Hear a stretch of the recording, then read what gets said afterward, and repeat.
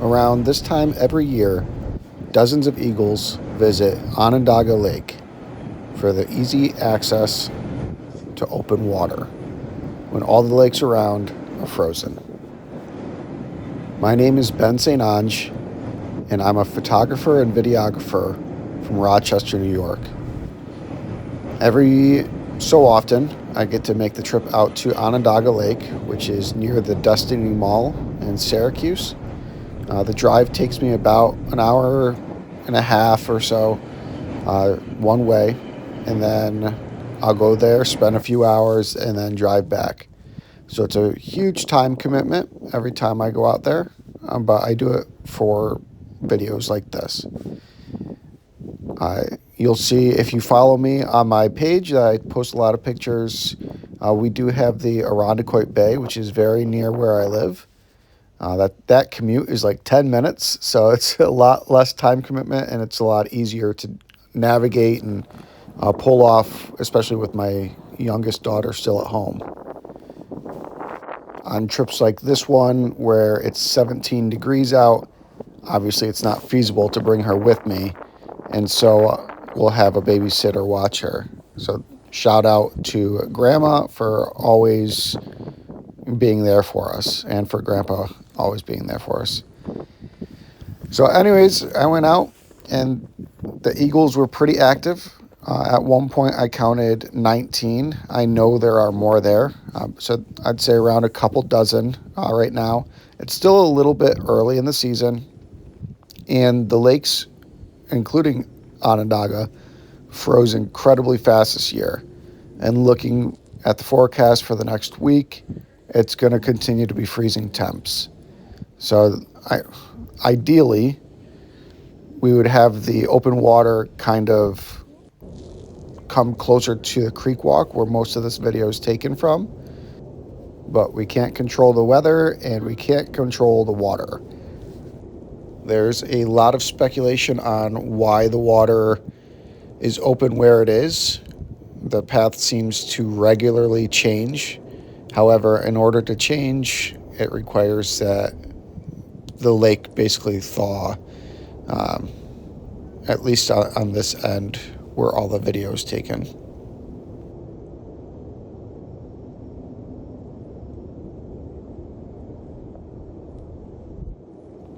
The good news is that I am capable and able and a little bit crazy enough to go on adventures where I walked out to the pedestrian bridge.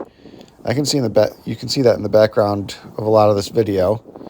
But the pedestrian bridge is opposite the Creekwalk, on the opposite side of the hot water outlet from the water treatment plant. That's what exposes all the water, or keeps it exposed. Let's see if I pan up there. I don't. But anyways, well, there it is. There's the pedestrian bridge. You briefly saw it there. So I trudged through a foot of snow to get out there and overlook the same area. Obviously, the perspective was different, and the thawed ice, or the open water, was definitely near the pedestrian bridge versus the Creekwalk this time. So bald eagles, they kind of look different depending on how old they are. So the younger eagles will be the darkest, and as they turn 5 years and older, they slowly develop their white heads and their white tails. There's some specific age groups that have like really cool characteristics. Like my personal favorite is 3.5-year-olds. They have like this kind of stripe on their head that almost looks like an osprey. I really like that age, and their beak isn't fully turned yet, so it's still got some like darkness on it. And you can see the eyes pop. On the younger eagles, everything's dark, including their eyes, so sometimes it's difficult to get good pictures of them. But anyways, why am I saying that? So there's a bunch of different eagles, and as you can see here, there's a mix. A lot of them are young, And so when they perch, there's a train that goes by, or a bunch of trains that go by, and it will spook the younger eagles because they're not comfortable or familiar with that yet. And so it's fun. Like in the very beginning of the video, that first clip, that was actually a train passing by, and it spooked most of the eagles that were roosting in the trees over the open water. On an otherwise slow day, it gives you something to look forward to, and it's pretty frequent.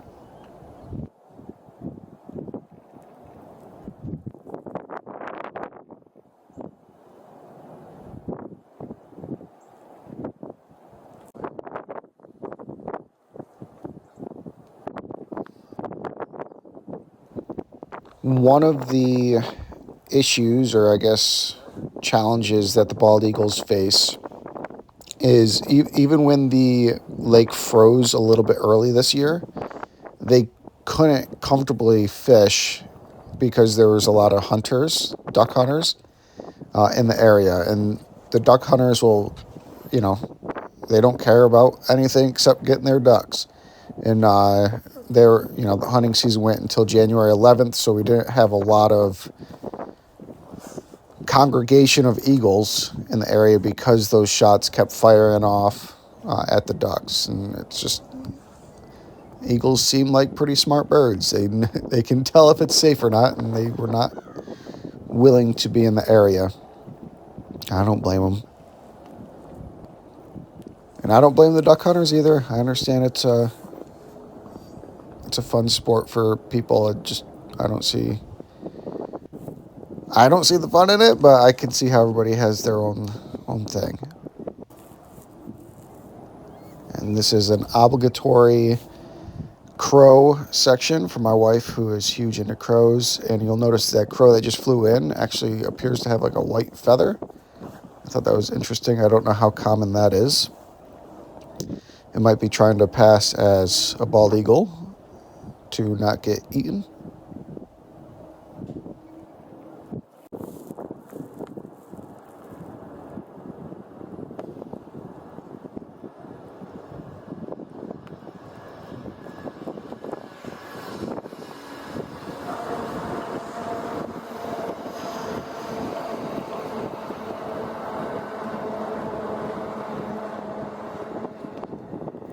There is a Facebook group for the Eagles of Onondaga Lake.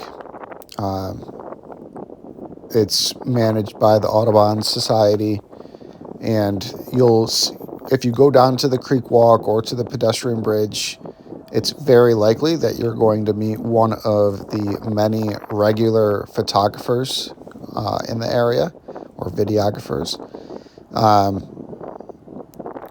Generally speaking, they're there in the morning. Of course, all day is good viewing, but in my experience, and the experience of most eagle photographers anyways, the eagles like to eat the couple hours after sun rises and the couple hours before sun sets. Of course, if an eagle misses its meals or for whatever reason is hungry midday, they will still fish midday. It's just that they are most commonly eating at those time frames. One of the questions that these regular photographers get a lot is, what kind of camera are you using, or how much zoom do I need? So these images are all shot with my Canon R8. I have an RF 800 millimeter zoom lens on it. A lot of the photographers will shoot with 600 or some variation of it, zoom lenses, whatever can get you to that range. It is very challenging to track birds in flight. As you can see, this video is a little bit choppy, jumping up and down. It's because you're managing the weight of the camera and lens while trying to predict the eagle's flight pattern and dealing with frigid temperatures. So right now, as I was shooting this, my fingers were freezing, and I'm holding the camera up, trying to follow the eagle, and it semi worked, but there is some jumpiness, especially when there's no background to edit against. When they have the background, when I edit the video, I can stabilize it.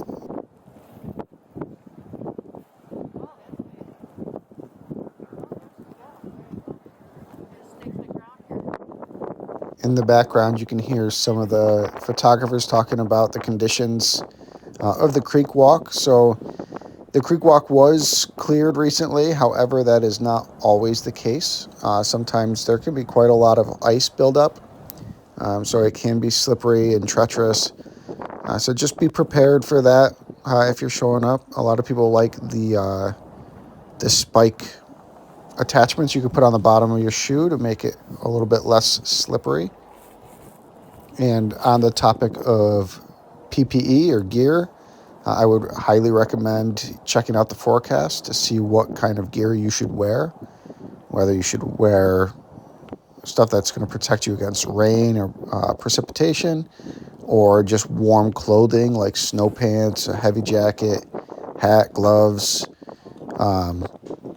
Working your camera with gloves on can be challenging, so you want to find gloves that work for you. There's a lot of great examples. If you go to the Creekwalk on a cold day, you will see many of those examples of what you can buy, and most people are open to having the conversation about where they bought their stuff and how much it was. So it's always fun to kind of, discuss those things that we can improve to improve our comfort.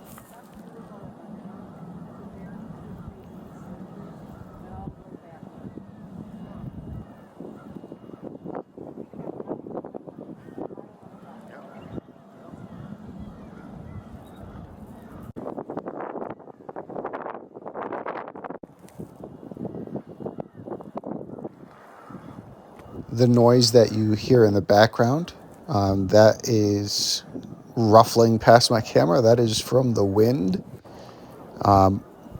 Believe it or not, the edge of the lake can get very windy at times, and while it makes conditions a little bit harder on the photographers, it does kind of prompt the eagles to fly more.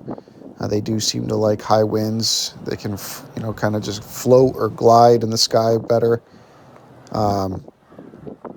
So if you got windy conditions, you can expect more, maybe a little bit more action, but sometimes it doesn't help because the winds will carry the eagles very, very high in the sky to a point where it's, you can't get any really good video or pictures like you often see on my Facebook page.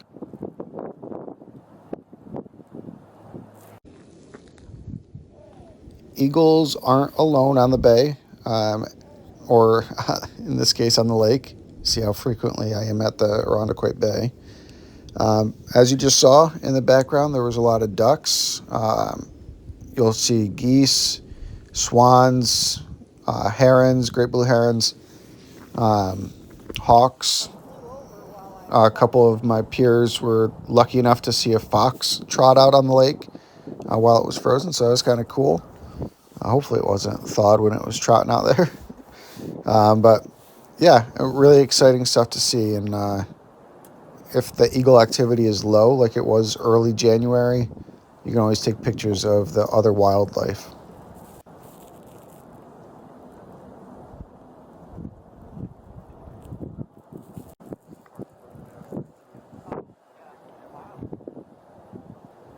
When you do decide to come visit, it'll likely be a weekend because let's face it, that's when everybody is off. Those are the busier times at the Creekwalk because of that reason. Sometimes, especially as more and more good pictures are being posted, as tends to happen each season, these large groups will kind of congregate and come down on tours. So they'll jump on a bus and come from wherever. There's a lot of trips from Canada, and they'll spend the day taking pictures and videos. And the area quickly gets overwhelmed with people, because there's probably room comfortably for, I'd say, around 20 photographers to be like right at the platform edge so that they don't miss any shots. After that, people start, stacking up, and you're standing behind photographers, and sometimes the shot is on the other side of somebody's head. So it can get frustrating quick. So if you can, I would recommend aiming for a weekday visit. It's just easier on you and everybody else. But if you can't, just be prepared. You might not get the best spot unless you show up really early.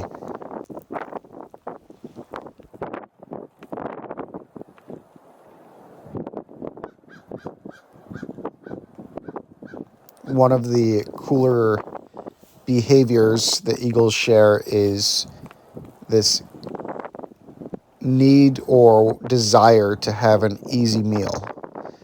So you'll see them constantly. If another eagle makes a catch, it'll be followed by multiple eagles who will attempt to grab the fish from the eagle that was just successful in its hunt before it can get to its perch. Usually, when it gets perched, its meal is relatively safe. However, I have seen eagles, even when they're perched having a meal, get attacked by other eagles, and then the fish will drop off the branch into the weeds or the bushes or whatever's below. And interestingly, I've I personally have never seen an eagle go down and grab the fish once it's been dropped off of a branch. So I don't know if they've already eaten the good part, or if it's just not worth the effort of trying to navigate the tree line. But the other birds in the area, whether it's crows or herons, always are quick to see that dropped fish and take full advantage of their easy meal.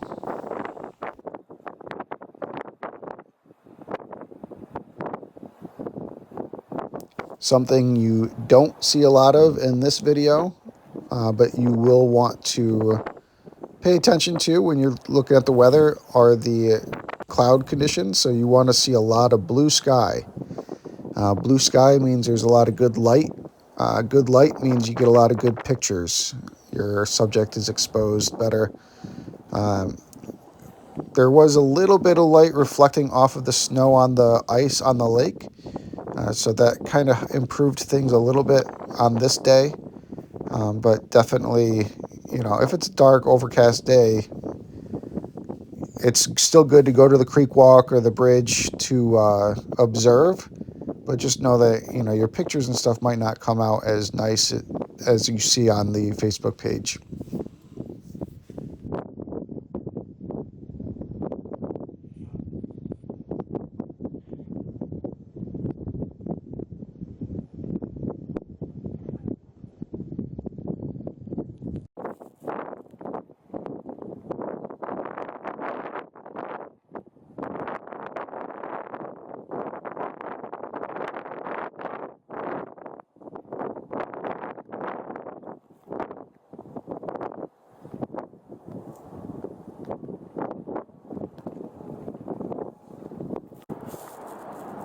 During this video, you'll notice that some of the clips, like this one, appear slowed down.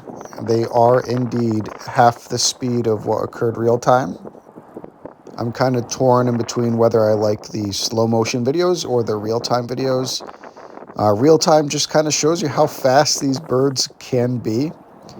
Slow motion shows how, I guess, intricate their flight is.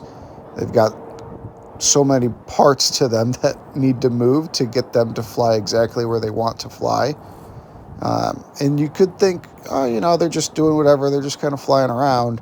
But there is so much thought between all of their movement. They are energy conservationists. They're not trying to burn energy needlessly. So when they're flying, they're either on the hunt or battling or, going through a mating ritual, trying to find a partner. So very fun to watch. As you see this eagle kind of working with the wind on its path to hunt or find ice where it can perch and rest. And when you do see an eagle resting, whether it's on the ice or in the trees, you could be there for hours if you're waiting for them to move. So that's basically all the tips and pointers that I have on today's video for Onondaga Lake. I want to thank you guys for watching. Again, please subscribe on YouTube. It's Naturally Neat Nature, and Facebook, Benjamin St. Ange.